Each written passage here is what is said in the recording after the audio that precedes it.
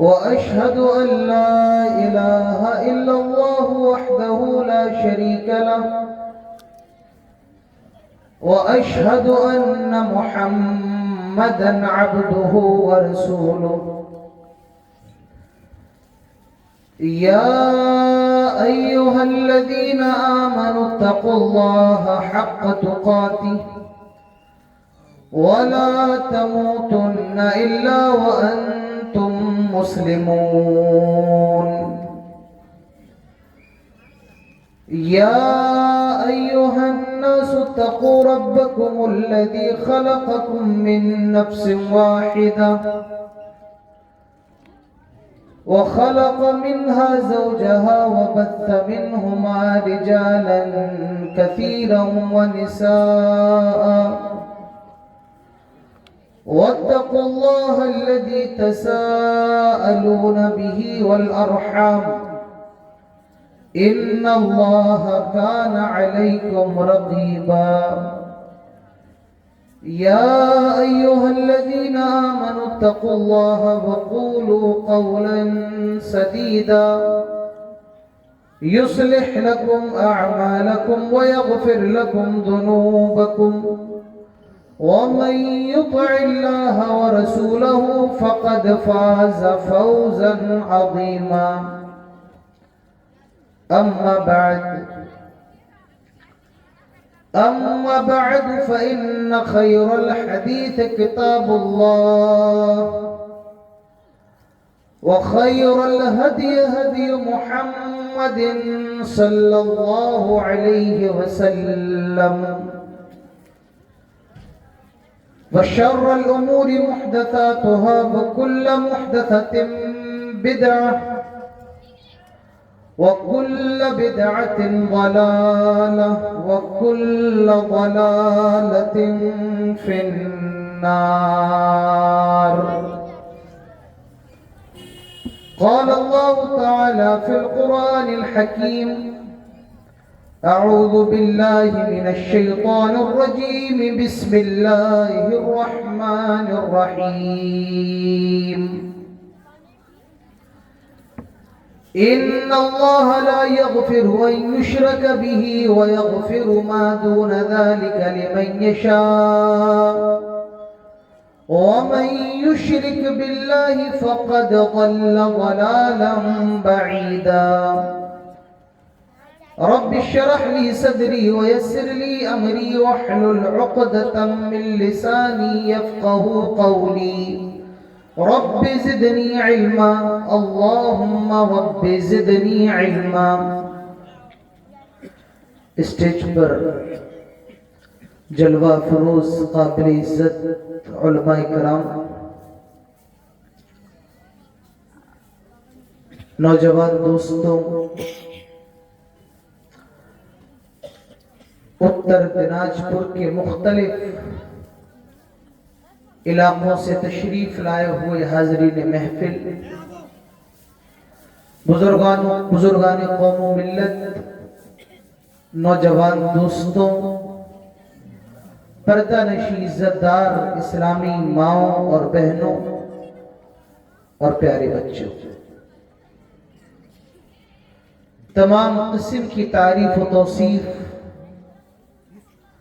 حمد و ثنا، کبریائی، عزت و بزرگی، عظمت و شہنشاہی صرف اور صرف اللہ رب العالمین کے لیے لائق اور سزاوار ہے، جس نے ہم سب کو انسان بنایا اور انسان بنانے کے بعد سب سے بڑا احسان یہ کیا کہ ہم سب کو مسلمان بنایا۔ وہی سمپورن جگت کا مالک ہے، پوری کائنات کا خالق ہے، پوری انسانیت کا رازق ہے، رب السماوات والارض ہے، رب العالمین ہے، رحمان اور رحیم ہے، مالک یوم الدین ہے، اور وہی علی کل شیء قدیر ہے۔ بعدہ درود و سلام ہو تمام نبیوں پر، تمام رسولوں پر، اور بالخصوص ہمارے اور آپ کے پیارے نبی، آخری نبی، محبوب نبی، امام المرسلین، سید الکونین، رحمت للعالمین، امام الحرمین، ہم سب کے دلوں کی بہار جناب محمد رسول اللہ صلی اللہ علیہ وسلم پر اللہم صلی وسلم وبارک علیہ۔ مجھ سے پہلے آپ حضرات نے بہت سے علماء اکرام کو سنا، اور اس وقت رات کی 12:30 بج رہے ہیں۔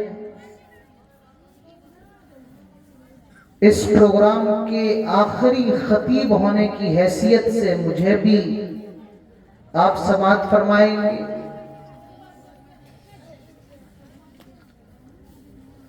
اللہ رب العالمین نے سب سے پہلے انسان حضرت آدم علیہ السلام کو پیدا کیا، اور کیسے بنایا؟ حضرت آدم کو اللہ رب العالمین نے مٹی سے بنایا، مٹی سے پیدا کیا۔ اللہ تعالیٰ سورہ بقرہ میں ارشاد فرماتا ہے وَإِذْ قَالَ رَبُّكَ لِلْمَلَائِكَةِ إِنِّي جَاعِلٌ فِي الْأَرْضِ خَلِيفَةً قَالُوا أَتَجْعَلُ فِيهَا مَن يُفْسِدُ فِيهَا وَيَسْفِكُ الدِّمَاءَ وَنَحْنُ نُسَبِّحُ بِحَمْدِكَ وَنُقَدِّسُ لَكَ قَالَ إِنِّي أَعْلَمُ مَا لَا تَعْلَمُونَ۔ اور یاد کرو جب تیرے رب نے فرشتوں سے کہا انی جاعل فی الارض خلیفہ، میں زمین کے اندر ایک خلیفہ بنانے والا ہوں، میں ایک نئی مخلوق کو پیدا کرنے والا ہوں۔ اللہ تعالیٰ نے فرشتوں سے فرمایا میں انسانوں کو بنانے والا ہوں۔ فرشتے اللہ تعالیٰ سے کہتے ہیں قالوا اتجعل فیہا من یفسد فیہا ویسفک الدماء، آئے اللہ تو زمین میں نئی مخلوق کو پیدا کرے گا، یہ دنیا میں جا کر خون خرابہ لڑائی جھگڑا کریں گے، ایک دوسرے کا قتل کریں گے، ایک دوسرے کی گردنیں کاٹیں گے، خون بہائیں گے، فساد کریں گے۔ اتجعل فیہا من یفسد فیہا ویسفک الدماء وَنَحْنُ نُسَبِّحُ بِحَمْدِكَ وَنُقَدِّسُ لَكَ، آئے اللہ کیا ہم تیری عبادت کرنے کے لیے کافی نہیں ہے؟ آئے ہمارے رب کیا ہماری عبادت کے اندر کوئی کمی رہ گئی ہے؟ اللہ تعالیٰ فرماتا ہے قَالَ إِنِّي أَعْلَمُ مَا لَا تَعْلَمُونَ، آئے فرشتوں جو میں جانتا ہوں وہ تم نہیں جانتے ہو، جو مجھے معلوم ہے وہ تمہیں نہیں معلوم ہے۔ قال انی اعلم ما لا تعلمون، آئے فرشتوں جو میں جانتا ہوں وہ تم نہیں جانتے ہو۔ اب اللہ کے نبی امام کائنات جناب محمد رسول اللہ صلی اللہ علیہ وسلم فرماتے ہیں لما صور اللہ آدم فی الجنہ، اب اللہ تعالیٰ نے اپنے ہاتھوں سے جنت کے اندر ہم سب کے باپ، پوری دنیا کے لوگوں کے باپ، پوری انسانیت کے باپ حضرت آدم علیہ السلام کو بنایا۔ کہاں بنایا؟ فی الجنہ، جنت کے اندر بنایا۔ لما صور اللہ آدم فی الجنہ، اللہ رب العالمین نے جنت کے اندر حضرت آدم کو بنایا۔ اور یہ یاد رکھو میرے بھائیوں، جنت کے اندر حضرت آدم کو بنایا گیا۔ کچھ لوگ یہ کہتے کہ 7ویں آسمان پر بنایا نہیں، حقیقت یہ حدیث کے اندر اللہ کے نبی فرماتے ہیں اللہ تعالیٰ نے جنت کے اندر حضرت آدم علیہ السلام کو بنایا۔ وَتَرَكُهُ مَا شَاءَ، اور جتنا چاہ اللہ تعالیٰ نے چھوڑ دیا۔ پہلے اسٹیچو بنایا، مٹی کی مورت بنائی اور جنت میں کھڑی ہوئی ہے۔ حضرت آدم کا اسٹیچو بنایا، اب وہ جنت میں کھڑا ہے، جیسے یہ دیکھو بوتل ہے نا، اب یہ جنت میں حضرت آدم علیہ السلام کی مورتی کھڑی ہوئی۔ شیطان کا گزر ہوا، ابلیس کا، ابھی وہ شیطان نہیں تھا، ابلیس کا گزر ہوا، کیونکہ وہ تو فرشتوں کے ساتھ رہا کرتا تھا اس وقت۔ وہ اللہ کا اتنا بڑا عبادت گزار تھا کہ اس کا شمار اللہ نے فرشتوں کے ساتھ کر دیا. کانا من الجن، حقیقت میں وہ جناتوں میں سے تھا لیکن فرشتوں کا مقام اس کو دے دیا گیا تھا. جنات، ابلیس جنت کے اندر آیا جایا کرتا تھا. ابلیس کا گزر جنت سے ہوا اور اس نے حضرت آدم کی مورتی کو، ان کے اسٹیچو کو کھڑا ہوا دیکھا. حدیث کے اندر آتا ہے وہ چکر لگانے لگا، گھومنے لگا. جیسے ہم اور آپ خانہ کعبہ کا طواف کرتے ہیں وہ بھی اس طریقے سے گھومنے لگا اور حضرت آدم کے اسٹیچو میں اس نے ہاتھ مارا، ایسے کر کے ہاتھ مارا اس طریقے سے. اور جب ہاتھ مارا تو اندر سے آواز آئی، مٹی کی مورت ہے، ہاتھ مارا اندر سے آواز آئی. اور جیسے ہی اندر سے آواز آئی ابلیس وہیں پر سمجھ جاتا ہے یہ اللہ تعالیٰ کی مخلوق اندر سے بالکل کمزور ہے، بالکل کھوکھلی ہے، کیونکہ اندر سے آواز آ رہی ہے. اور یاد رکھو آواز اسی چیز سے آتی جو اندر سے بالکل خالی ہو. ڈھول میں جب آپ مارتے تو ڈھول سے آواز آتی ہے، کیوں؟ اندر سے خالی ہوتا ہے. ابلیس وہیں پر سمجھ جاتا ہے ہمارا ویک پوائنٹ، مس پوائنٹ پکڑ لیتا ہے اور وہاں سے لے کر آج تک ہم سب کو بہکاتا ہوا آ رہا ہے. اب اس کے بعد اللہ تعالیٰ نے حضرت آدم کے اندر روح ڈالی، حضرت آدم کے اندر روح پھونکی اور جیسے ہی روح حضرت آدم کی جسم کے اندر پڑتی ہے سب سے پہلی زبان، ان کی زبان سے جو سب سے پہلا جملہ نکلا وہ جملہ یہ تھا الحمدللہ. حضرت آدم کی زبان سے سب سے پہلا جملہ الحمدللہ نکلا. جیسے ہی روح ڈلی، حدیث کے اندر آتا ہے سب سے پہلے حضرت آدم کو چھینک آئی اور جیسے ہی چھینک آئی حضرت آدم کو سب سے پہلے جو ان کی زبان سے جملہ نکلا وہ کون سا تھا؟ وہ جملہ یہی تھا الحمدللہ. اور آج بھی ہمارے نبی جناب محمد رسول اللہ صلی اللہ علیہ وسلم نے فرمایا، بتایا جب تمہیں چھینک آئے تو یہ کہا کرو الحمدللہ. حضرت آدم کی زبان سے بھی سب سے پہلا یہی جملہ نکلا الحمدللہ. اور جب جنتی جنت میں چلے جائیں گے ان کی زبان سے بھی نکلنے والا جملہ یہی ہوگا وآخر دعواہم ان الحمدللہ رب العالمین. اللہ نے حضرت آدم کو بنایا، مٹی سے بنایا، اپنے ہاتھوں سے بنایا، روح ڈالی اور جب روح ڈال دی وَإِذْ قُلْنَا لِلْمَلَائِكَةِ اسْجُدُوا لِآدَمَ فَسَجَدُوا إِلَّا إِبْلِيسَ كَانَ مِنَ الْجِنِّ فَفَسَقَ عَنْ أَمْرِ رَبِّهِ. اللہ تعالیٰ نے سارے فرشتوں کو حکم دیا وَإِذْ قُلْنَا لِلْمَلَائِكَةِ اسْجُدُوا لِآدَمَ فَسَجَدُوا إِلَّا إِبْلِيسَ. آئے فرشتوں آدم کو سجدہ کرو، فرشتوں آدم کو سجدہ کرو. فسجدوا، سارے فرشتوں نے سجدہ کیا الا ابلیس، لیکن ابلیس نے سجدہ نہیں کیا. کیوں نہیں کیا؟ ابا واستکبر، غرور کر لیا، تکبر کر لیا. کہنے لگا قال اسجد لمن خلقت طینا، اے اللہ میں آدم کو سجدہ کیسے کر سکتا ہوں؟ اس کو تو نے مٹی سے بنایا، مجھے آگ سے بنایا. خلقتنی من نار وخلقتہ من طین، آدم کو تو نے مٹی سے بنایا، مجھے آگ سے بنایا. اور آگ جب جلتی ہے تو وہ اوپر کی طرف جاتی ہے، مٹی اوپر کی طرف نہیں جاتی ہے، وہ زمین پر ہی رہتی ہے. آئے اللہ میں آگ سے بناؤں اور یہ مٹی سے بنائے، لہذا آگ کبھی مٹی کو سجدہ نہیں کر سکتی ہے. آگ کا مقام مٹی سے زیادہ بڑا ہے. آئے اللہ میں آدم کو سجدہ نہیں کروں گا. ابا واستکبرا، غرور کر لیا، تکبر کر لیا، انکار کر دیا. وَكَانَ مِنَ الْكَافِرِينَ. اللہ تعالیٰ فرماتا ہے فوراً ہم نے اس کو راندہ درگاہ کر دیا، اس کو مردود قرار دے دیا، اس کو ہم نے اپنی جنت سے نکال دیا، اس کو جو مقام دیا اس مقام سے ہٹا لیا اور اس کو مردود قرار دے دیا. اور اس قدر مردود قرار دیا آج بھی جب ہم قرآن پڑھتے ہیں تو قرآن شروع کرنے سے پہلے یہ ضرور پڑھتے ہیں اعوذ باللہ من الشیطان الشیطان الرجیم، آئے اللہ میں تیری پناہ چاہتا ہوں دھتکارے ہوئے شیطان سے، مردود شیطان سے، رجیم شیطان سے۔ اللہ تعالیٰ نے فرمایا آیا ابلیس اب تجھے کافر قرار دے دیا گیا ہے۔ حضرت آدم علیہ السلام جنت کے اندر، ہمارے باپ جنت کے اندر، پوری دنیا کے لوگوں کے باپ جنت میں، لیکن تنے تنائے اکیلے ہیں، سنگل ہیں، اچھا نہیں لگ رہا ہے، مزہ نہیں آ رہا ہے، لیٹ گئے، سو گئے، سو کر کے اٹھے، دیکھتے ہیں بغل میں ایک عورت لیٹی ہوئی ہے، اور وہ عورت کون ہے؟ ہم سب کی ماں، پوری کائنات کے لوگوں کی ماں حضرت حوا علیہ السلام ہے۔ اللہ نے آدم علیہ السلام کی پسلی سے حضرت حوا کو بنایا، سوئے ہوئے تھے، لیٹے ہوئے تھے، آرام کر رہے تھے، اللہ نے پسلی سے حوا کو بنایا۔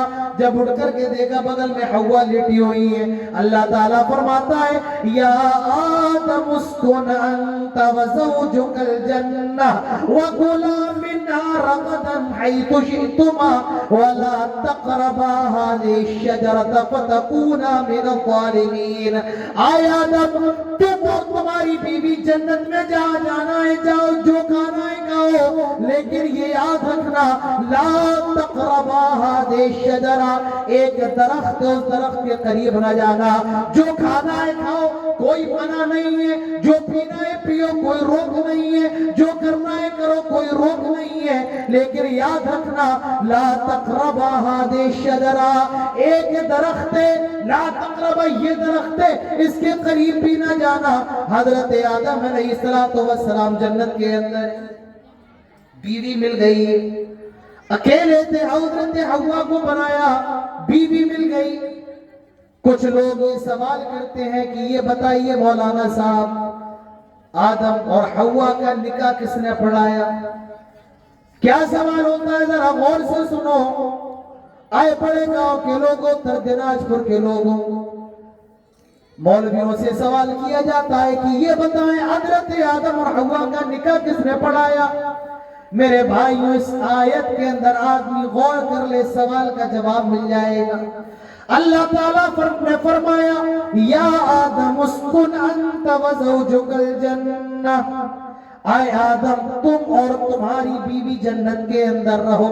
اللہ نے کہہ دیا آئے آدم یہ حوا تمہاری بیوی ہے، آئے آدم یہ حوا تمہاری وائف ہے، آئے آدم یہ حوا تمہاری پتنی ہے۔ اللہ کا اتنا کہہ دینا آئے آدم یہ حوا تمہاری بیوی ہے، بات ختم، اب کسی نکاح کی ضرورت نہیں ہے۔ اللہ نے اتنا کہہ دیا یہ تمہاری بیوی ہے، اب کسی نکاح کی ضرورت نہیں ہے، اب کسی اور گواہ کی ضرورت نہیں ہے۔ اللہ نے بس کہہ دیا یہ تمہاری بیوی، ہو گیا نکاح، یہی بیوی ہے۔ اللہ تعالیٰ کا اتنا کہہ دینا یہ تمہاری بیوی ہے، میرے بھائیوں بیوی بن گئی ہیں، اب کسی نکاح کی ضرورت نہیں ہے۔ اللہ تعالیٰ نے فرمایا آئے آدم جہاں جنت کے اندر رہنا ہے رہو، جو کھانا ہے کھاؤ، جو پینا ہے پیو۔ میرے بھائیوں آپ ذرا غور کریں، دنیا کے اندر انسان کے 4 چیزیں ضروری ہوتی ہیں۔ دنیا کے اندر انسان کے لیے 4 چیزیں ضروری ہیں۔ پہلی چیز بیوی، بیوی نہ ہو تو مزہ نہیں آتا۔ دوسری چیز کھانا، کھانا۔ تیسری چیز آزادی۔ چوتھی چیز گھر۔ یہ 4 چیزیں جنت کے اندر حضرت آدم کو مل گئی، بیوی بھی مل گئی حضرت حوا علیہ السلام، کھانا بھی مل گیا کہ جو کھانا ہے کھاؤ، روکا نہیں جائے گا، مکان بھی مل گیا یا آدم اسکن، اور آزادی بھی مل گئی، فریڈم بھی مل گیا کہ جہاں جانا ہے جاؤ، رغدن حیث شئتما۔ لیکن ایک چیز سے منع کر دیا گیا، اور وہ چیز کیا ہے؟ آئے آدم اس درخت کے قریب نہ جانا۔ حضرت آدم جنت کے اندر حضرت حوا کے ساتھ ہیں، ابلیس آتا ہے، شیطان آتا ہے، اور حضرت آدم اور حوا کو ورغلانے لگتا ہے، بہکانے لگتا ہے، گمراہ کرنے لگتا ہے، کہتا ہے آئے آدم حوا کیا تمہیں معلوم ہے اللہ تبارک و تعالیٰ نے تمہیں اس درخت کے قریب جانے سے منع کیوں فرمایا ہے؟ آئے آدم حوا کیا تم جانتے ہو اللہ تعالیٰ نے تمہیں اس درخت کے قریب جانے سے منع کیوں کیا ہے؟ حضرت آدم اور حوا نے کہا کہ اللہ تعالیٰ کا حکم ہے، ہم نے اس کے حکم کو مان لیا بس۔ اب ابلیس میں کہتا اور کہتا ہے اے آدم حوا بھی تمہیں اس درخت کے بارے میں معلوم نہیں ہے، ان تکون ملکین او تکون من الخالدین، اگر تم اس درخت کا پھل کھا لوگے تو تم فرشتے بن جاؤ گے یا ہمیشہ ہمیشہ جنت کے ہو جاؤ گے اور کبھی تمہیں جنت سے نکالا نہیں جائے گا۔ شیطان کیسے بہکاتا ہے کہ یہ کر لو تو یہ ہو جائے گا، یہ کر لو تو یہ ہو جائے گا، ارے ابھی یہ گناہ کر لو تھوڑا سا آرام مل جائے گا، ابھی شراب پی لو دماغ کو ریلیکس مل جائے گا، چوری کر لو تمہاری ضرورت پوری ہو جائے گی، موبائل میں گانا سن لو دماغ کی ٹینشن ختم ہو جائے گی۔ شیطان ایسے ہی بہکاتا ہے، حضرت آدم کو بھی بہکا رہا ہے اور کیا کہہ رہا ہے؟ اے آدم حوا میں اس درخت کے بارے میں تم سے زیادہ جانتا ہوں، میرا آنا جانا جنت میں لگا رہتا تھا، ان تکون ملکین او تکون من الخالدین، اگر تم اس درخت کا پھل کھا لو گے تو ہمیشہ ہمیں جنت میں رہو گے یا تم فرشتے بن جاؤ گے۔ وقاسمہما انی لکما لمن الناصحین، اور یہ قسمیں بھی کھا رہا ہے، اللہ کی قسم کھا کر کے کہتا ہوں میں تمہارا خیر خواہ ہوں، میں تمہاری بھلائی کے لیے آیا ہوں۔ فدلاہما بغرور، آدم اور حوا نے اس درخت کا پھل کھا لیا، فدلاہما بغرور، ابلیس نے بوتل میں اتار لیا، گمراہ کر دیا، اور وذاق الشجرہ، حضرت آدم اور حوا نے اس درخت کا پھل کھا لیا۔ اللہ تعالیٰ فرماتا ہے اے آدم اے حوا خبردار خبردار، ہم نے تمہیں منع کیا تھا لیکن تم نہ مانے، ہم نے تمہیں روکا تم باز نہ آئے، ہم نے تمہیں پھل کھانے سے منع کیا لیکن تم نے پھل کھا لیا۔ وَقُلْنَا اهْبِطُوا بَعْضُكُمْ لِبَعْضٍ عَدُوٌّ، اب ہماری جنت سے نکل جاؤ، تم ایک دوسرے کے دشمن ہو، اب ہماری جنت سے نکل جاؤ۔ حضرت آدم اور حوا کے جسم پر جو جنتی لباس تھا وہ لباس فوراً اتار لیا گیا۔ وَطَفِقَا يَخْصِفَانِ عَلَيْهِمَا مِنْ وَرَقِ الْجَنَّةِ، جنت کے پتوں کو اٹھا کر اپنی شرمگاہوں کو چھپا رہے ہیں۔ میرے بھائیوں ذرا غور کرو، ننگا رہنا، برہنہ رہنا، بے لباس رہنا یہ حضرت آدم کی فطرت کے خلاف ہے، لیکن نہ جانے آج حضرت آدم کی اولاد کو کیا ہو گیا، وہ ننگے رہنے میں عزت محسوس کرتی ہے، برہنہ رہنے میں عزت محسوس کرتی ہے، اور حضرت آدم کا حال تو یہ ہے جیسے ہی لباس اترا فوراً جنت کے درخت کے پتوں کو اٹھایا اور اپنی شرمگاہوں کو چھپانے لگے۔ اللہ تعالیٰ نے فرمایا آدم جنت سے نکل جاؤ، اور حوا جنت سے نکل جاؤ، اور نکال کر ان کو دنیا کے اندر بھیج دیا گیا۔ تو میرے بھائیوں ذرا غور کرو، دنیا کے اندر کیوں آئے، کیسے آ گئے، کیوں آ گئے؟ ہمارے باپ کو جنت کے اندر تھے لیکن ایک غلطی کر لی، اور اسی غلطی کی وجہ سے اللہ تبارک و تعالیٰ نے ہمارے باپ کو جنت سے نکال کر دنیا کے اندر بھیج دیا۔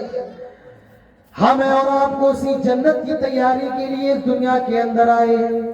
ہم اور آپ دنیا کے اندر جو آئے ہمارا مقصد کیا ہے؟ اسی جنت کو دوبارہ پالے، اسی جنت کو دوبارہ حاصل کر لے۔ لیکن میں آپ کو بتانا یہ چاہتا ہوں ہمارے باپ نے غلطی کی ہے، اور دنیا کے اندر جتنے بھی انسان ہیں سارے کے سارے خطا کار ہیں، کل بنی آدم خطا، اللہ کے نبی فرماتے ہیں سارے آدم کے بیٹے گناہ گار ہیں، آدم سے بھی غلطی ہوئی ہے، ان کے بچوں سے بھی غلطی ہوگی، ہم بھی غلطی کرتے ہیں، آپ بھی کرتے ہیں۔ کون ایسا شخص ہے جس نے دنیا میں غلطی نہ کی ہو؟ آپ لوگ اتنے لوگ سامنے بیٹھے ہوئے ہیں، کوئی ایک آدمی ہاتھ اٹھائے اور کہے کہ مولانا صاحب میں نے کبھی غلطی نہیں کی؟ کوئی ہے ایسا؟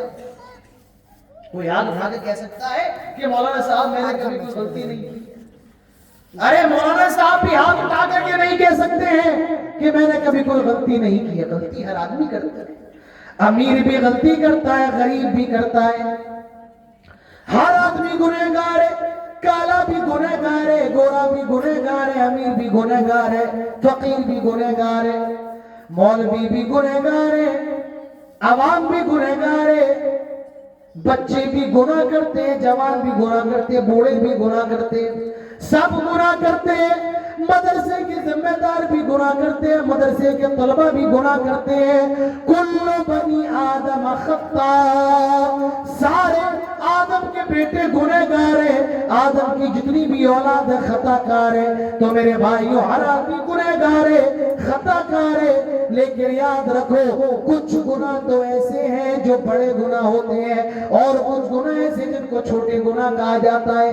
گناہوں کی بھی دو قسمیں ہیں، دو طریقے کے گناہ ہیں۔ کچھ گناہ تو ایسے ہوتے ہیں جن کو کبیرہ گناہ کہا جاتا ہے، بڑے گناہ کہا جاتا ہے، اور وہ بغیر توبہ کے معاف نہیں ہوتے ہیں، اور کچھ گناہ ایسے ہیں جو بغیر توبہ کے اللہ تعالیٰ معاف کر دیتا ہے۔ تو آج کے پروگرام میں، آج کے جلسے میں جس موضوع کو آپ کے سامنے پیش کرنا چاہتا ہوں، اور جو اتنی لمبی تمہید میں نے جس موضوع کے لیے باندھی ہے، وہ موضوع ہے بڑے گناہ، کبیرہ گناہ۔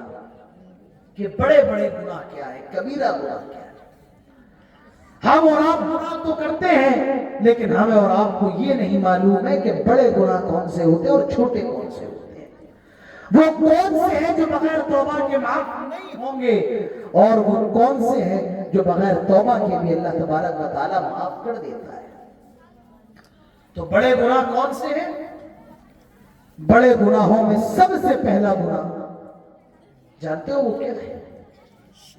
اللہ رب العالمین کے ساتھ شرک کرنا، یہ سب سے بڑا گناہ ہے۔ اللہ تبارک و تعالیٰ کے ساتھ کسی اور کو حاجت روا، مشکل کشا، بگڑی بنانے والا، بیٹا دینے والا، بیٹی دینے والا، مدد کرنے والا، مصیبتوں کو رفع کرنے والا، یہ سوچنا، یہ تصور کرنا میرے بھائیوں، یہ شرک ہے، اور یہ سب سے بڑا گناہ ہے، اور یہ ایسا گناہ ہے کہ بغیر توبہ کے آدمی جنت کے اندر داخل بھی نہیں ہو سکتا ہے۔ اللہ تعالیٰ فرماتا ہے ان الشرک لظلم عظیم، بے شک شرک بہت بڑا گناہ ہے۔ ان اللہ لا یغفر ان یشرک به ویغفر ما دون ذلک لمن یشاء، یاد رکھو اللہ تعالیٰ تمہارے شرک کو معاف نہیں کرے گا، اور شرک کے علاوہ جو گناہ اللہ تعالیٰ معاف کر سکتا ہے۔ آپ نے اگر نمازیں نہیں پڑھی ہیں، اللہ تعالیٰ کی مرضی کے اوپر ہے، چاہے تو معاف کر دے۔ آپ نے اگر روزے نہیں رکھے ہیں، اللہ تعالیٰ کی مرضی کے اوپر ہے، چاہے تو آپ کو معاف کر دے۔ آپ نے اگر زکوٰۃ نہیں دی ہے، اللہ تعالیٰ کی مرضی کے اوپر ہے، اللہ تعالیٰ چاہے تو آپ کو معاف کر دے۔ لیکن میرے بھائیوں یاد رکھو، اگر اس دنیا کے اندر شرک کیا اور موت آنے سے پہلے توبہ نہیں کی، بغیر توبہ کیے مر گئے، تو یاد رکھو خبردار خبردار، اللہ تعالیٰ مشرک کو کبھی معاف نہیں کرے گا، اور مشرک کے لیے اللہ نے جنت کو حرام کر دیا ہے، اور مشرک ہمیشہ ہمیشہ جہنم کے اندر رہے گا۔ شرک اتنا بڑا گناہ ہے، اتنا بڑا گناہ ہے کہ مشرک کی معافی بھی نہیں ہے، مشرک کے لیے بخشش کی دعا کرنا بھی جائز نہیں ہے۔ اللہ کے نبی کے چچا کو کون نہیں جانتا ہے، جن کا نام ابو طالب تھا، نبی کے چچا ہیں، ہر موڑ پر نبی کا سپورٹ کیا ہے، نبی کا سہارا دیا ہے، نبی کو دلاسا دیا ہے۔ ایک دن مکے کے لوگ آئے اور کہنے لگے، آئے ابو طالب اپنے بھتیجے کو سمجھا لو۔ شام ہوتی اللہ کے نبی آئے، ابو طالب نے اللہ کے نبی کو بلا کر کے سمجھایا، آئے میرے بیٹے، یہ جو تو جس دین کی دعوت دے رہا ہے اس کی دعوت کو چھوڑ دے۔ اللہ کے نبی صلی اللہ علیہ وسلم نے فرمایا، آئے میرے چچا، اگر یہ لوگ میرے دائیں ہاتھ میں سورج رکھ دیں اور بائیں ہاتھ میں چاند رکھ دیں، تب بھی میں تو توحید کی دعوت سے اسلام کی دعوت سے منہ نہیں پھیروں گا۔ چاچا کو بھی جوش آ گیا اور کہنے لگے آئے میرے بھتیجے تجھے جو کرنا ہے کر، میں تیرے ساتھ ہوں۔ اللہ کے نبی کا ہر قدم پر ساتھ دینے والے ابو طالب جب ان کے انتقال کا ٹائم قریب آیا، جب ان کی موت کا ٹائم قریب آیا، اللہ کے نبی کو خبر ملی، آپ اپنے چچا کے پاس آئے اور اپنے چچا کو آپ نے مرض الموت میں مبتلا دیکھا، موت کی حالت میں دیکھا، آخری سانسیں چل رہی ہیں ابو طالب کی، انتقال کا وقت قریب ہے۔ آپ نے اپنے چاچا سے فرمایا آئے میرے چاچا کان میں ہی میرے کلمہ پڑھ دو، لا الہ الا اللہ محمد الرسول اللہ کا اقرار کر لو، میں اللہ کی یہاں آپ کے لیے حجت قائم کروں گا، میں آپ کے لیے درخواست کروں گا۔ آئے میرے چاچا کلمہ پڑھ رو، اشہد ان لا الہ الا اللہ و اشہد ان محمد عبدہ و رسولہ، میں اللہ تعالیٰ کے دربار میں آپ کی سفارش کروں گا۔ ابو جہل بیٹھا ہوا ہے، مکے کے بڑے بڑے سردار بیٹھے ہوئے ہیں، کہنے لگے خبردار خبردار، آئے ابو طالب کیا آخری وقت میں بھی باپ دادا کے مذہب کو چھوڑ دو گے؟ آئے ابو طالب کیا آخری وقت میں بھی باپ دادا کے دین کو چھوڑ دو گے؟ آئے ابو طالب آخری وقت میں باپ دادا کا دین نہ چھوڑنا، باپ دادا کا مذہب نہ چھوڑنا۔ ابو طالب کی زبان سے جو آخری جملہ نکلا وہ جملہ یہ تھا، علی ملت عبد المطلب، آئے بھتیجے میں تیرے دین پر نہیں بلکہ میں اپنے باپ عبد المطلب کے دین پر مرتا ہوں۔ اسلام نہیں لائے، مر گئے، اسلام قبول نہیں کیا، حالت شرک میں مر گئے۔ نبی کے چچا ہی تھے، نبی کو بڑی محبت اپنے چچا سے تھی۔ جب نبی کے چچا کا انتقال ہو گیا، آپ نے اپنے ہاتھوں کو اٹھایا، اللہ تعالیٰ سے دعا کی، اللہ تعالیٰ فوراً حکم نازل فرماتا ہے وَمَا كَانَ لِلنَّبِيِّ وَلِلْمُؤْمِنِينَ، آئے نبی رک جائیے، آئے نبی ٹھہر جائیے، خبردار خبردار، کسی نبی کے لیے اور کسی مومن کے لیے یہ جائز ہی نہیں ہے کہ وہ کسی مشرک آدمی کی سفارش کرے، خبردار کسی مشرک کی سفارش کرنے کی ضرورت نہیں ہے۔ آئے ہمارے نبی آپ کا چچا ہی کیوں نہ ہو، اگر وہ مشرک ہے خبردار اس کے لیے بھی سفارش کرنے کی اجازت نہیں ہے۔ آپ کو حضرت نوح کا بیٹا ڈوب رہا ہے، حضرت نوح نے کہا اللہ میرا بیٹا تو نے وعدہ کیا ہے میرے گھر والوں کو بچائے گا۔ اللہ تعالیٰ فرماتا ہے یا نوح انہو لیس من اہلک، آئے نوح یہ تیرا گھر والا نہیں ہے، تیرا بیٹا نہیں ہے، یہ مشرک ہے اور تو مومن ہے۔ تو میرے بھائیوں اگر نبی کا بیٹا ہی مشرک کیوں نہ ہو تب بھی نبی اس کو کوئی فائدہ نہیں دے سکتا۔ شوہر نبی ہو، توحید والا ہو اور بیوی مشرکہ ہو تب بھی اس کو اللہ کے عذاب سے نبی بچا نہیں سکتا ہے۔ ارے مشرک کو نبی اپنا کرتا دے دے، مشرک کی نماز جنازہ ہمارا نبی پڑھا دے تب بھی اللہ تعالیٰ مشرک کو معاف نہیں کرے گا۔ عبداللہ بن ابی کے بیٹے اللہ کے رسول کی خدمت میں آئے، عبداللہ بن ابی رئیس المنافقین کے بیٹے صحابی رسول اللہ کے نبی کے پاس تشریف لائے، آئے اللہ کے نبی میرے باپ کا انتقال ہو گیا ہے، اس نے زندگی بھر آپ کو ستایا، لیکن اللہ کے نبی میری آپ سے گزارش ہے اپنا کرتے مبارک اپنی قمیص مبارک اتار کے دے دیجئے تاکہ میں اپنے باپ کا کفن بناؤں، شاید میرے باپ کے عذاب میں کوئی کمی ہو جائے۔ ہمارے نبی نے اپنا کرتا اتار کے دے دیا، ٹھیک ہے جا اپنے باپ کا کفن بنا لے۔ وہ اللہ کے نبی کے پاس پھر تشریف لائے، آئے اللہ کے نبی میرے باپ کے جنازے کی نمازی پڑھا دے، شاید میرے باپ کے عذاب میں کوئی کمی ہو جائے۔ اللہ کے نبی جنازہ پڑھانے کے لیے تشریف لے آئے، جنازہ پڑھانے کے لیے آگے بڑھ رہے ہیں۔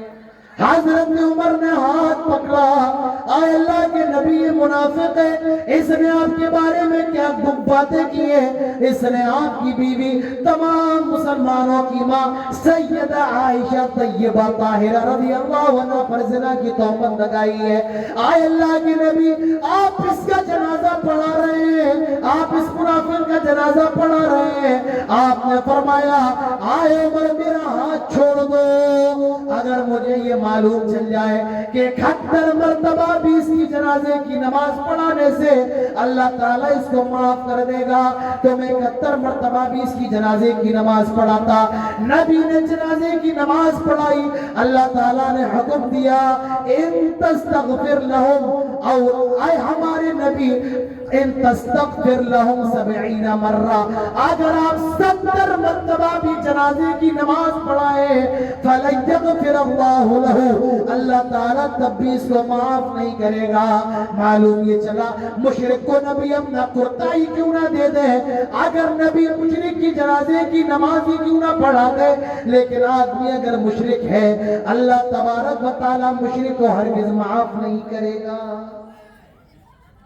یہ شرک اتنا خطرناک ہے، لیکن آج بڑے افسوس کے ساتھ کہنا پڑتا ہے اہل حدیث آج اپنے ہاتھوں میں دھاگے اور تعویذ لٹکا رہے ہیں۔ میرے بھائی اہل حدیث ہو کر کے کوئی اہل حدیث تعویذ کیسے لٹکا سکتا ہے؟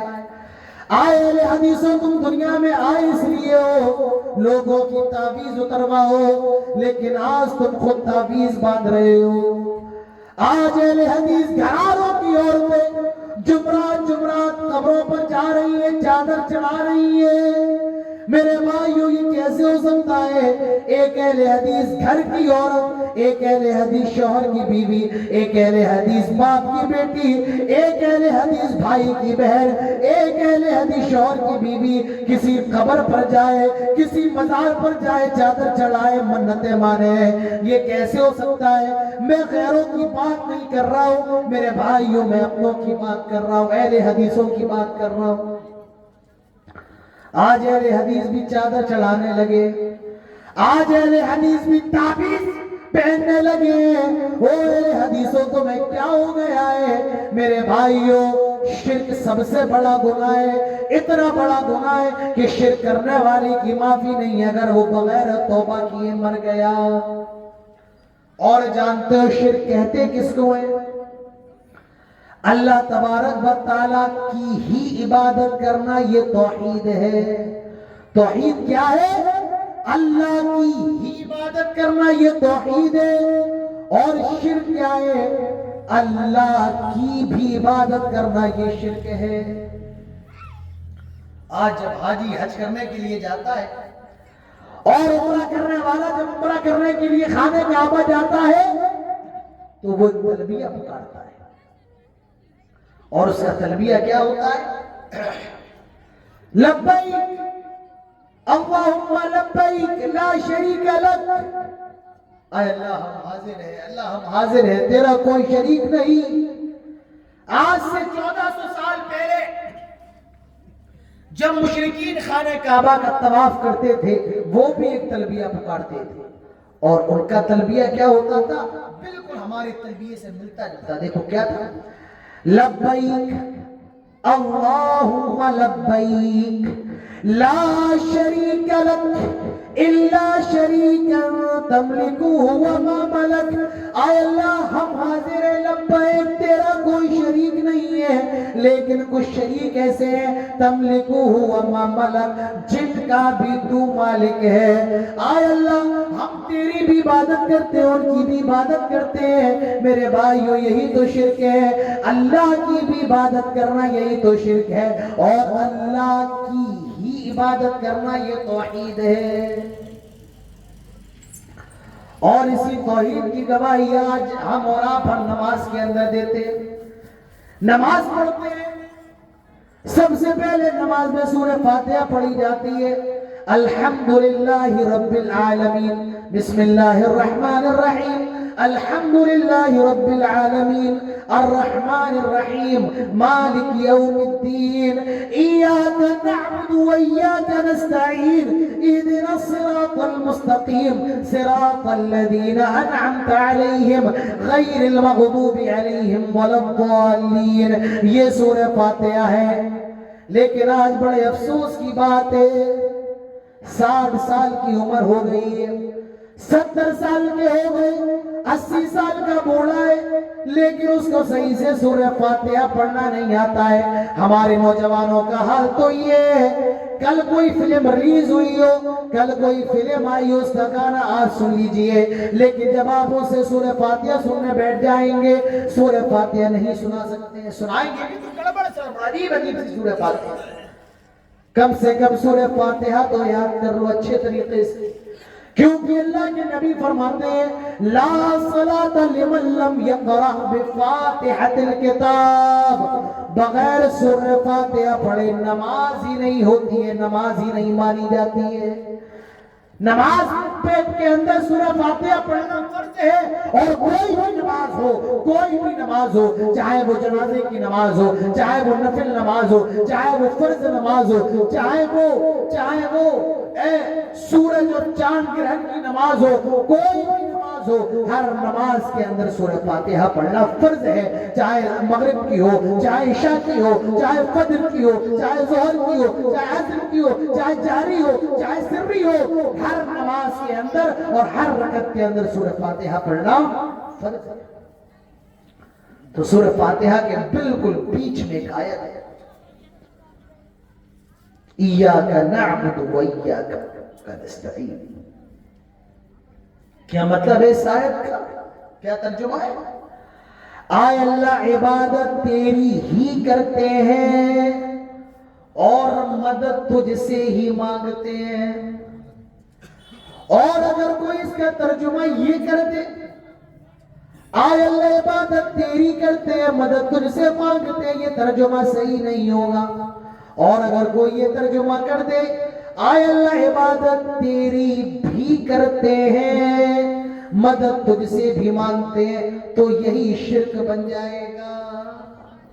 یہاں پر حصر ہے, آئے اللہ عبادت تیری ہی کرتے ہیں اور مدد تجھ سے ہی مانگتے ہیں, یہ توحید ہے میرے بھائی.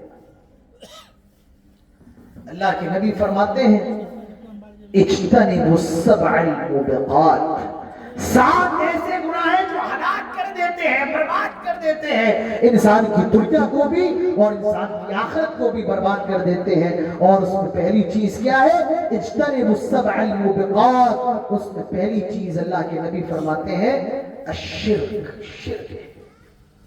دنیا بھی برباد ہوتی ہے, آخرت بھی تباہ ہوتی ہے شرک کی وجہ سے. تو اللہ تعالیٰ شرک کو ہرگز معاف نہیں کرے گا. اور جتنے نبی دنیا کے اندر آئے ان سارے نبیوں کا مقصد کیا تھا؟ وَلَقَدْ بَعَثْنَا فِي كُلِّ أُمَّةٍ رَسُولًا أَنِ اعْبُدُوا اللَّهَ وَاجْتَنِبُوا الطَّاغُوتَ. سارے انبیاء کا مقصد لوگوں کو ایک اللہ کی عبادت کی طرف لانا اور شرک سے بچانا. ہم نے ہر امت میں رسول میں جائے تاکہ وہ لوگوں کو اللہ کی عبادت کی طرف بلائے اور غیروں کی عبادت سے روکے. جتنے نبی دنیا کے اندر آئے اللہ کی عبادت کی طرف بلانے کے لیے آئے اور شرک سے روکنے کے لیے آئے.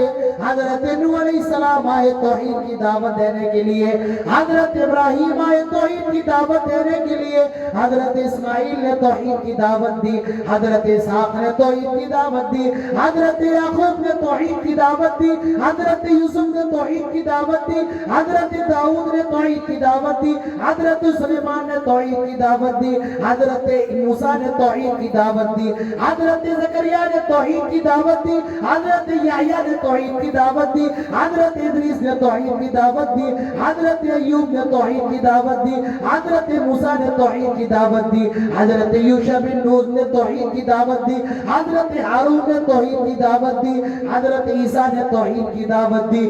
سارے نبیوں نے توحید کی دعوت دی, سارے نبیوں نے لوگوں کو توحید کی طرف بلایا، اور یہ میں نے جتنے بھی نبیوں کا نام لیا ہے، اللہ تعالیٰ فرماتا ہے وَلَوْ أَشْرَكُوا لَحَبِطَ مَا لَحَبِطَ، اگر یہ سارے نبی بھی شرک کر لے اللہ تعالیٰ ان کے سارے اعمال کو برباد کر دے گا۔ اور ہمارے نبی کے بارے میں فرمایا کون نبی جس نے اسلام کے لیے مار کھائی، کون نبی جس نے طائف جا کر پتھر کھائے کہ آپ کی جوتی میں آپ کا خون جم گیا، کون نبی جن کو دوخیر کو کیا اپنے بھی ستاتے تھے، ہمارے وہ نبی جن کو لوگ جادوگر کہتے تھے، ہمارے وہ نبی جن راستے میں جن کے لیے لوگ کانٹے بچھایا کرتے تھے۔ اللہ تعالیٰ فرماتا ہے لَإِنْ أَشْرَكْتَ، آئے نبی اگر آپ نے بھی شرک کر لیا، اگر آپ نے بھی شرک کر لیا تو ہم بھی آپ کی سارے عمل کو برباد کر دیں گے، سارے عمل کو آپ کے رائگاں فرما دیں گے۔ اگر آپ نے بھی شرک کر لیا تو آپ کے سارے عمل کو برباد کر دیں گے۔ اور کیا آپ کو اب شرک کے بارے میں بتایا جائے تو یہ شرک سب سے بڑا گناہ ہے۔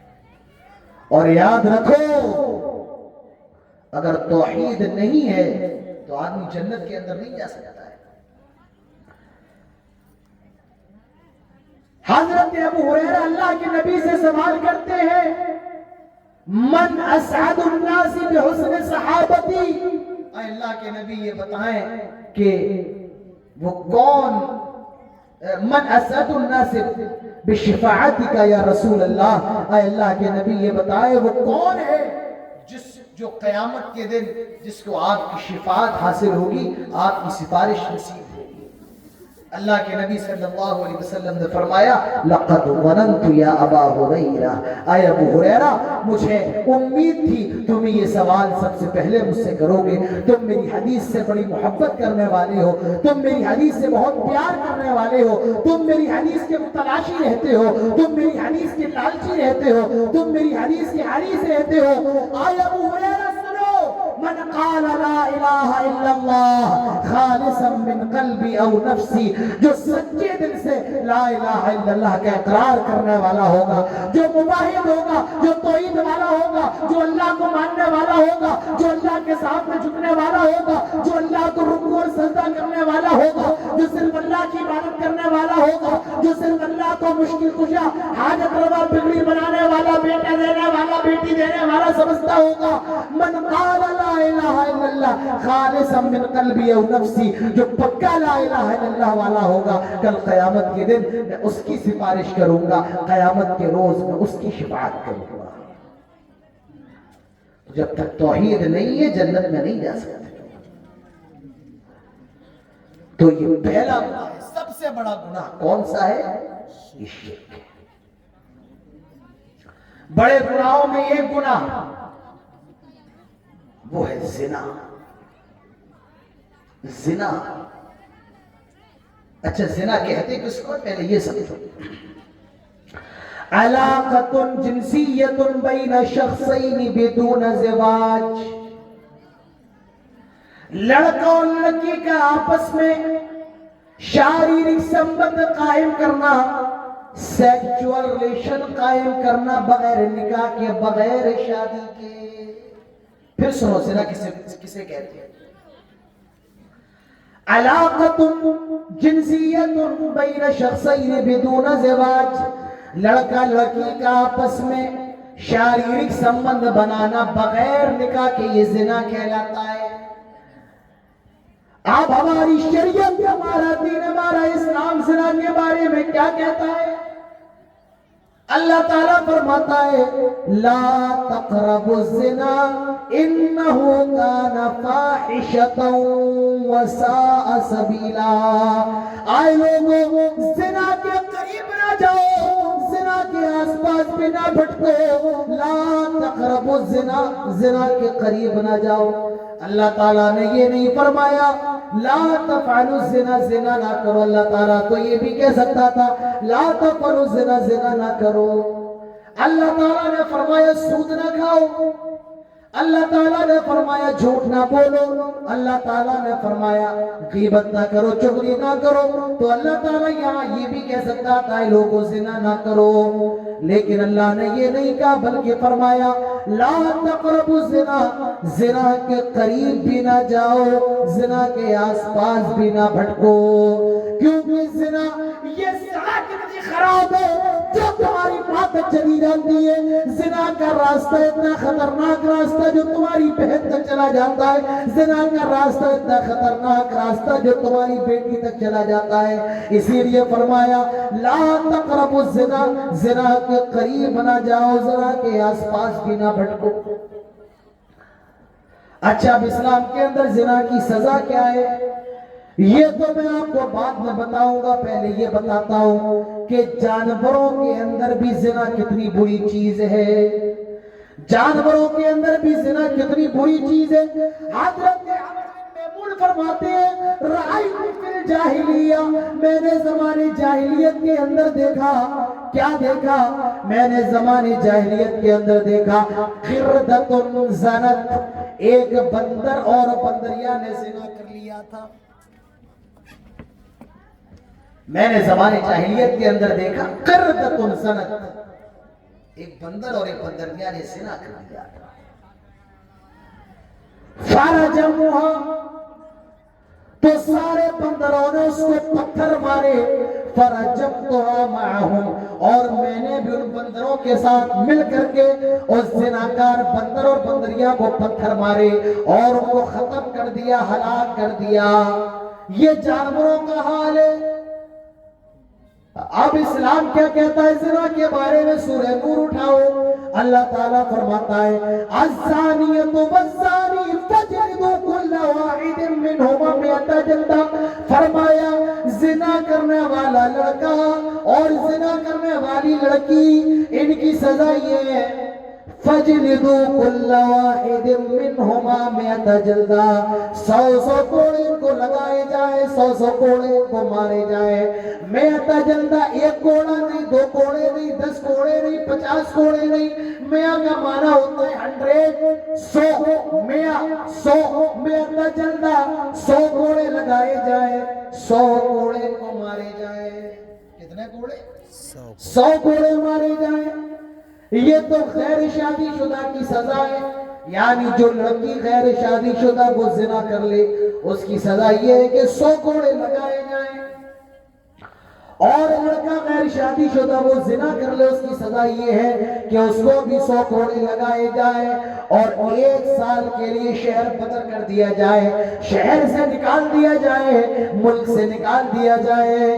یہ تو زنا غیر شادی شدہ کی سزا ہے جو زنا کرتے ہیں، اور جو شادی شدہ ہیں فرمایا ان کی سزا یہ ان کو پتھروں میں ساتھ ان کو زمین کے اندر آدھا گاڑ دیا جائے، آدھی زمین کے اندر گاڑ دیا جائے، اور تب تک پتھر مارے جائیں جب تک کہ وہ مر نہ جائے، ہلاک نہ ہو جائے، ان کی آخری سانس نہ نکل جائے، ان کے جسم سے روح نہ نکل جائے، تب تک جسم عنصری سے روح پرواز نہ کر جائے، تب تک ان کو مارا جائے، پتھروں سے مارا جائے۔ جو شادی شدہ ہو کر کے زنا کرتے ہیں یہ سزا ہے غیر شادی شدہ کی جو زنا کر لے، اور شادی شدہ جو زنا کر لے۔ اور میں آپ کو ایک نکتے کی بات بتاؤں، پوائنٹ کی بات بتاؤں، اللہ تعالیٰ نے سورہ نور کی آیت میں سب سے پہلے زانیہ کا ذکر کیا ہے، زانی کا نہیں، لڑکی کا نام پہلے، لڑکے کا نہیں ہے، لڑکے کا بعد میں۔ جانتے ہو کیوں؟ کیونکہ زنا کی پہل یہ لڑکے کی طرف سے نہیں ہوتی ہے، زنا کی پہل یہ لڑکی کی طرف سے پہلے ہوتی ہے۔ جی ہاں، زنا کی پہل لڑکا نہیں کرتا ہے، لڑکی کرتی ہے۔ کون کہتا ہے میک اپ لگا کر کے گھر سے باہر نکلو؟ کون کہتا ہے بے پردہ ہو کر کے بغیر پردے، بغیر نقاب کے، بغیر حجاب کے گھر سے باہر نکلو؟ کون کہتا ہے جلسے میں آؤ تو بند صبر کے آؤ، مردوں کی شانہ بشانہ مل کر کے چلو؟ کون کہتا ہے جلسوں میں آؤ تو کریم لگا کر کے آؤ، لپسٹک لگا کر کے آؤ، پاؤڈر لگا کر کے آؤ، موبائل فون لے کر کے آؤ؟ زنا کی پہل اگر کسی کی طرف سے ہوتی ہے، لڑکی کی طرف سے، جی ہاں، ایک مثال میں آپ کو دیتا ہوں، ایک مثال دیکھو زنا کا معاملہ کیا ہے۔ آپ نے مٹھائی کی دکان پر آپ گئے اور آپ نے شیرہ لگایا، چاشنی جانتے ہیں کیا کہتے ہیں بنگلہ میں؟ چاشنی کیا کہتے ہیں بھائی؟ شیرہ ہی کہتے ہیں، رس کہتے ہیں، چاشنی کہتے ہیں، تینوں چیزیں میرے خیال سے استعمال ہوتی ہیں۔ شیرہ زیادہ مشہور ہے۔ تو آپ مٹھائی والے کی دکان پر گئے، آپ نے شیرہ لیا اور دیوار پر لگا دیا۔ جب آپ نے شیرہ دیوار پر لگایا تو دیوار پر مکھی آ کر کے بیٹھ گئی، اور جب مکھی آ کر کے بیٹھی تو مکھی کو کھانے کے لیے چھپکلی آ گئی، اور جب چھپکلی آئی تو چھپکلی کو دیکھ کر کے بلی آ گئی، اور جب بلی آئی تو بلی کو دیکھ کر کے کتا آ گیا۔ اب پھر سمجھو، آپ نے شیرہ لگایا دیوار پر، جب آپ نے شیرہ لگایا تو شیرے پر مکھی آ کر کے بیٹھ گئی، اور مکھی کے شکار کرنے کے لیے چھپکلی آ گئی، چھپکلی کو دیکھ کر کے بلی آ گئی، اور بلی کو دیکھ کر کے کتا آ گیا، کتا بلی پر جھپٹا، بلی چھپکلی پر جھپٹی، اور پوری دکان کا نظام ترم برم، کتا بلی پر جھپٹا، بلی بھاگی اور پوری دکان کا سامان گر گیا۔ رسگلہ کہیں پڑا ہے، گلاب جامن کہیں پڑا ہے، امرتی کہیں پڑی ہے، جلیبی کہیں پڑی ہے۔ میرے بھائیوں غور کرو، غلطی کتے کی نہیں ہے، غلطی بلی کی نہیں ہے، غلطی چھپکلی کی نہیں ہے، غلطی مکھی کی نہیں ہے، بلکہ غلطی شیرہ لگانے والے کی ہے۔ اگر وہ شیرہ نہیں لگاتا تو مکھی بھی نہیں آتی، اور جب مکھی نہیں آتی تو چھپکلی بھی نہیں آتی، اور جب چھپکلی بھی نہیں آتی تو بلی بھی نہیں آتی، اور جب بلی بھی نہیں آتی تو کتا بھی نہیں آتا۔ شیرہ لگانے والا کون؟ ہم۔ میرے بھائیو یہی مثال ہے زنا کی، زنا کا شیرہ لگانے والی کون؟ یہی جو بے پردہ ہو کر کے گھر سے نکل رہی ہے۔ زنا کا شیرہ لگانے والی کون؟ جو رات بھر غیر لگوں کے ساتھ واٹس ایپ پہ چیٹ کر رہی ہے، جو فیس بک میں آئی ڈی بنا کر اننون نمبر سے چیٹنگ کر رہی ہے، یہ سب زنا کا شیرہ ہے۔ اسی لیے اللہ تعالیٰ فرماتا ہے لا تقربوا الزنا، زنا کے قریب نہ جاؤ، زنا کے آس پاس بھی نہ بھٹکو، انہ کان فاحشہ وساء سبیلا، بہت برا کام ہے، بہت برا راستہ ہے زنا کا راستہ۔ تو اب زنا سے بچنا کیسے ہے؟ زنا سے بچنے کا طریقہ کیا ہے؟ پہلا طریقہ زنا سے بچنے کا، اللہ کا ڈر اپنے دلوں کے اندر پیدا کرو۔ کرامن کاتبین یعلمون ما تفعلون، اللہ تعالیٰ کے فرشتے ساری کی ساری چیزیں لکھ رہے ہیں۔ ہم جو بھی گناہ کرتے ہیں، جہاں بھی کرتے ہیں، وہ سارا کا سارا ریکارڈ ہو رہا ہے، لکھنے والے سارا ڈاٹا ہمارا سیو کرتے جا رہے ہیں۔ کرامن کاتبین، اللہ تعالیٰ سے ڈرو اور وہ یاد رکھو اللہ تعالیٰ ہم سب کو دیکھ رہا ہے، ہر جگہ دیکھ رہا ہے، ہمیں گھر میں بھی دیکھ رہا ہے، ہم اگر کشن گنج چلے جائیں وہاں بھی دیکھ رہا ہے اللہ تعالیٰ، تو ہمیں کلکتہ میں بھی دیکھ رہا ہے اللہ تعالیٰ، میں بنگلہ دیش میں بھی دیکھ رہا ہے اللہ تعالیٰ، میں دبئی میں بھی دیکھ رہا ہے اللہ تعالیٰ، ہر جگہ ہمیں دیکھ رہا ہے۔ اللہ تعالیٰ سے ڈرو اور حضرت یوسف علیہ السلام کو یاد کر لیا کرو، وَلَمَّا بَلَغَ أَشُدَّهُ آتَيْنَاهُ حُكْمًا وَعِلْمًا وَكَذَلِكَ نَجْزِي الْمُحْسِنِينَ وَرَاوَدَتْهُ الَّتِي هُوَ فِي بَيْتِهَا عَن نَّفْسِهِ وَغَلَّقَتِ الْأَبْوَابَ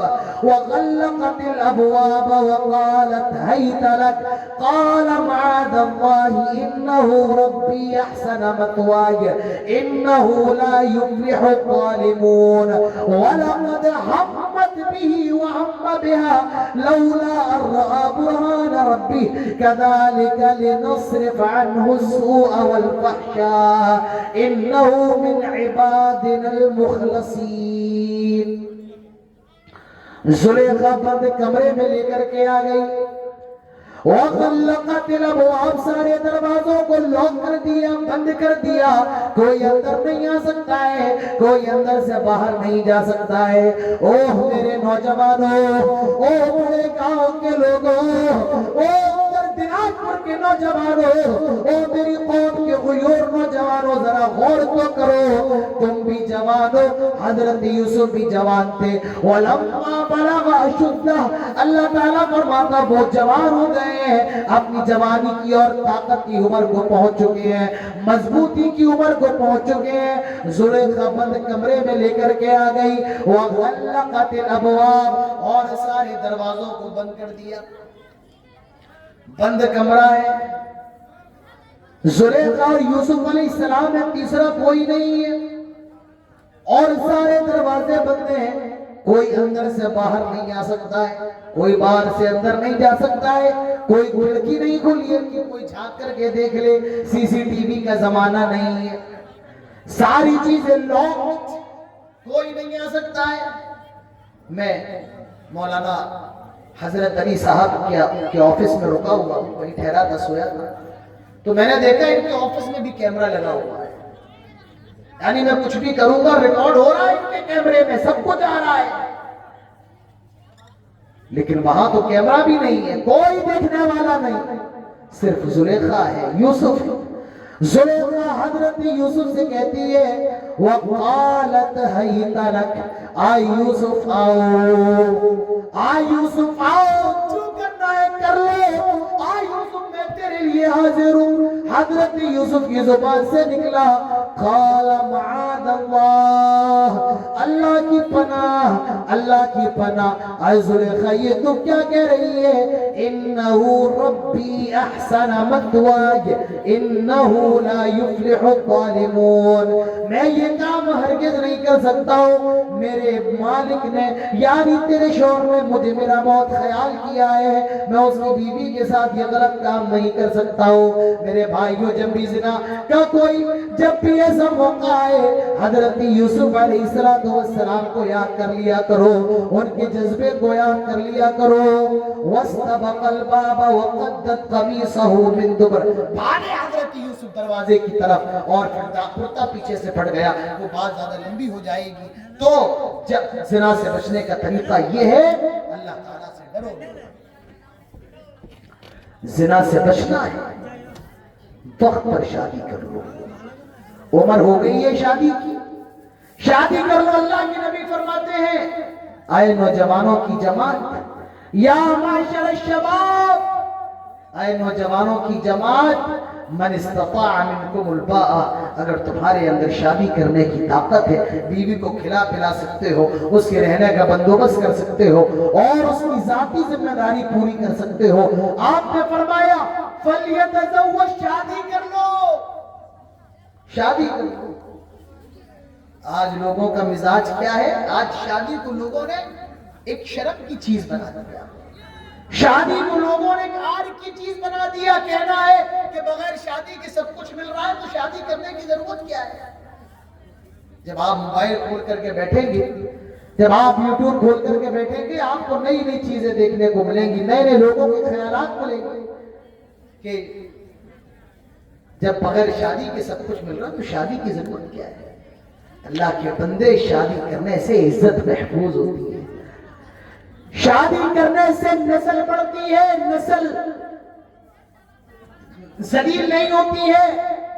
ذرا دیکھو جن کے باپ کا پتہ نہیں سماج کے اندر ان کی کیا حیثیت ہوتی ہے، جن کے باپ کا علم نہیں ہوتا ہے، جن کی ماں کو معلوم ہے باپ کا علم نہیں ہے، ان کی سماج کے اندر کیا ویلیو ہوتی ہے۔ شادی صرف اور صرف جنسی خواہش پوری کرنے کا نام نہیں ہے، بلکہ شادی میرے بھائی کی نسل کو بڑھانے کا نام ہے، شادی دو خاندانوں کو جوڑنے کا نام ہے، شادی پاک دامنی کا ذریعہ ہے، شادی محبت کا ذریعہ ہے، شادی پاک صاف رہنے کا، عزت و ناموس کی حفاظت کا ذریعہ ہے۔ تو اللہ کے نبی فرماتے ہیں اے نوجوانوں کی جماعت، اگر تمہارے اندر شادی کرنے کی طاقت ہے تو کیا کرو؟ شادی کر لو۔ شادی کا فائدہ یہ ہے فَإِنَّهُ أَغَضُّ لِلْبَصَرِ وَأَحْسَنُ لِلْفَرْجِ، شادی نگاہیں جھکا دیتی ہے اور شرمگاہ کی حفاظت کرتی ہے۔ اور اگر شادی کرنے کی طاقت نہیں ہے، بیوی کو کھلا پلا نہیں سکتے، آپ نے فرمایا تو روزہ رکھو فَإِنَّهُ لَهُ وِجَاءٌ، کیونکہ روزہ یہ گناہوں سے بچنے کا ڈھال ہے۔ میرے بھائیوں، زنا سے بچنا ہے، اپنی نگاہوں کو نیچا رکھو۔ اللہ کے نبی سے اللہ تعالیٰ قرآن میں فرماتا ہے قُلْ لِلْمُؤْمِنِينَ يَغُضُّوا مِنْ أَبْصَارِهِمْ وَيَحْفَظُوا فُرُوجَهُمْ قُلْ لِلْمُؤْمِنَاتِ يَغْضُضْنَ عَلَيْهِنَّ مِنْ أَبْصَارِهِنَّ۔ اے نبی مومن مردوں سے کہہ دو وہ اپنی نگاہوں کو جھکا کر کے رکھے اور اپنی شرمگاہ کی حفاظت کرے۔ اے نبی مومنہ عورتوں سے بھی کہہ دو کہ وہ بھی اپنی نگاہوں کو جھکا کر کے رکھے اور اپنی شرمگاہ کی حفاظت کرے۔ اگر میرے بھائی کو زنا سے بچنا ہے نگاہوں کو جھکا کر کے رکھو، اپنی نگاہوں کی حفاظت کرو۔ تو بڑے گناہوں میں ایک گناہ کیا ہے؟ یہ زنا ہے۔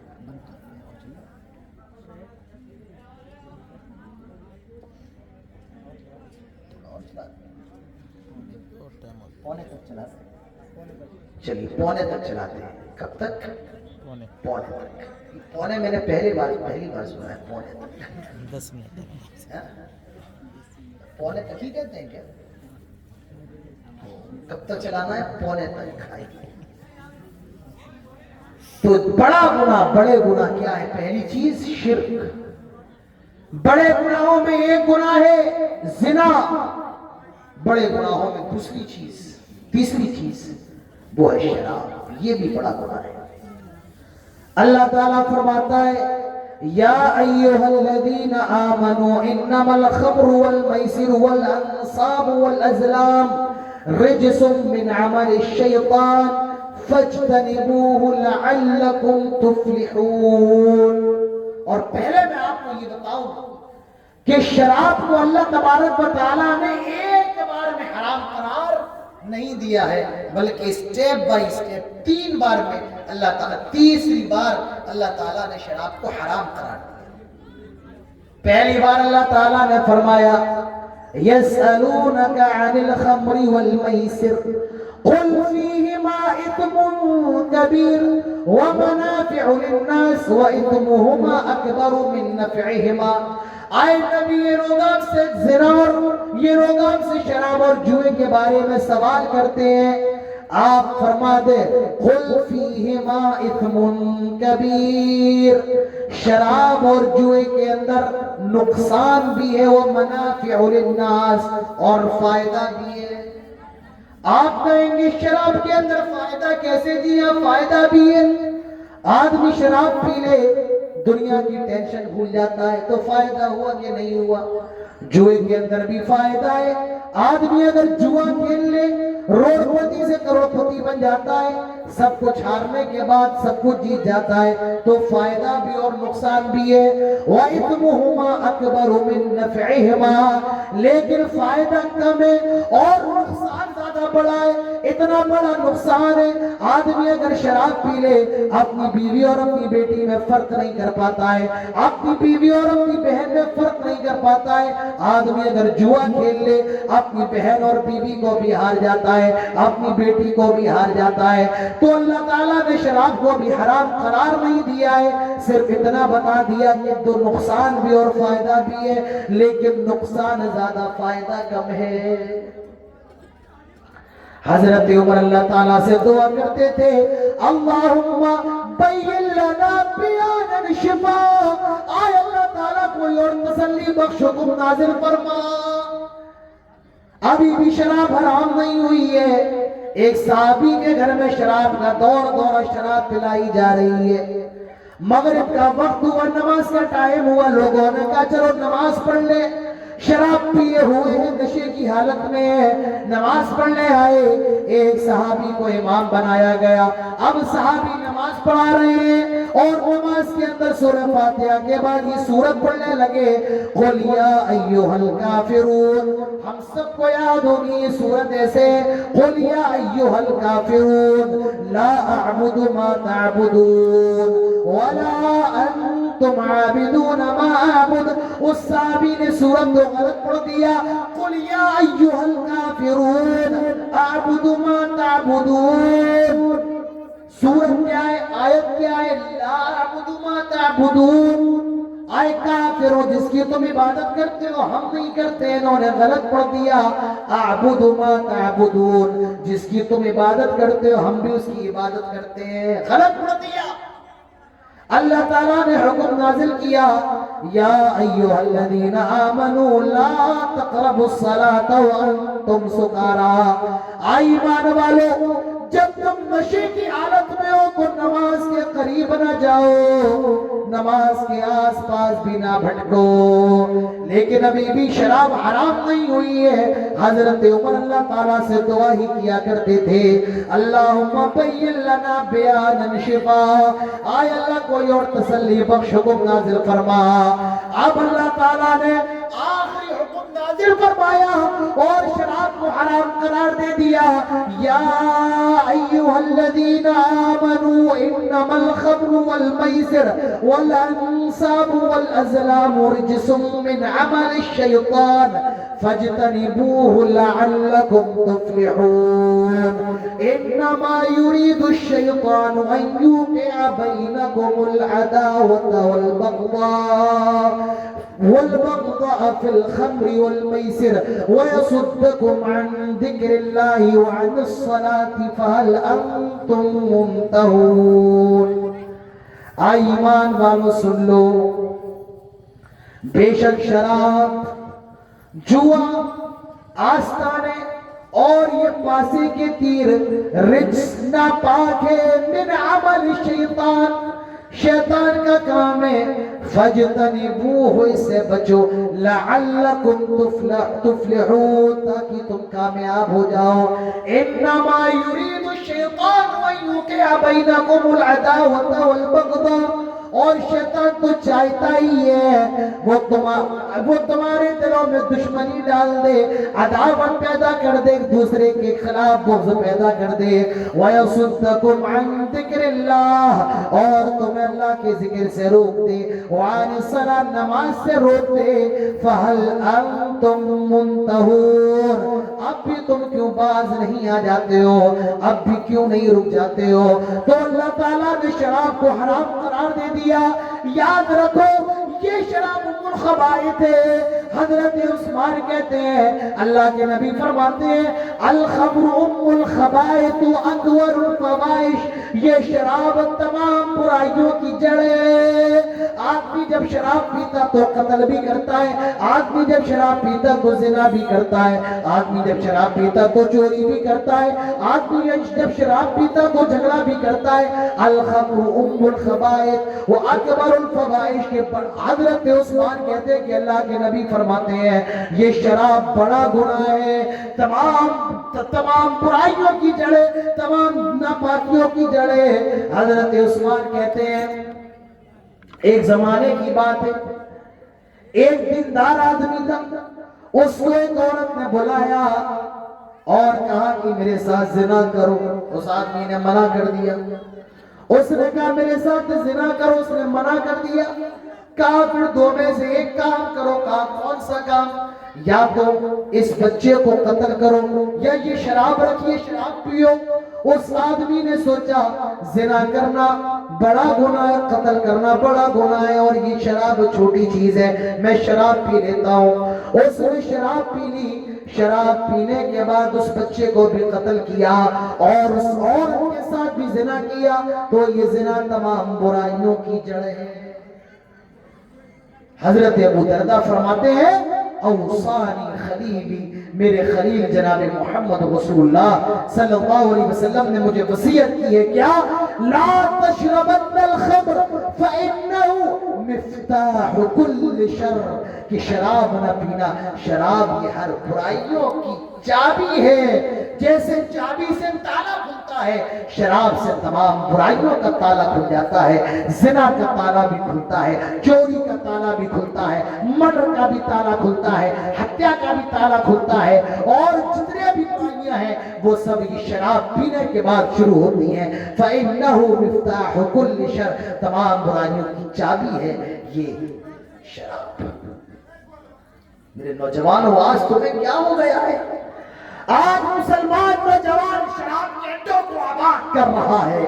آئے مسلمانوں، آئے نوجوانوں، اللہ نے تمہیں پیدا اس لیے کیا ہے تم شراب خانوں کو تالا لگاؤ، لیکن آج کا نوجوان خود شراب کے اڈوں کو آباد کر رہا ہے۔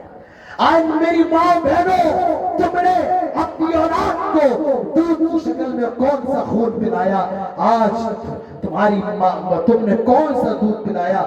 آج تمہاری اولاد شراب پی رہی ہے، بار کو آباد کر رہی ہے، آج بیئر پی رہی ہے، آج شراب پی رہی ہے۔ میرے نوجوانوں، تمہارے مذہب نے تمہیں شراب سے روکا ہے اور تمام برائیوں کی جڑ قرار دیا ہے۔ یہ شراب گھریلو فساد کی جڑ ہے، یہ شراب دنیا کے اندر تمام فساد کی جڑ ہے، یہ شراب ہتیا کی جڑ ہے، یہ شراب مرڈر کی جڑ ہے، یہ شراب زنا کی جڑ ہے میرے بھائیوں۔ اور یاد رکھو، اس شراب پر اللہ کی بھی لعنت ہے، اس شراب پر تمام لعنت کرنے والوں کی لعنت ہے۔ اللہ کے نبی فرماتے ہیں لعن اللہ الخمر وشاربها وساقيها وبائعها ومبتاعها وعاصرها ومعتصرها وحاملها والمحمولة إليه۔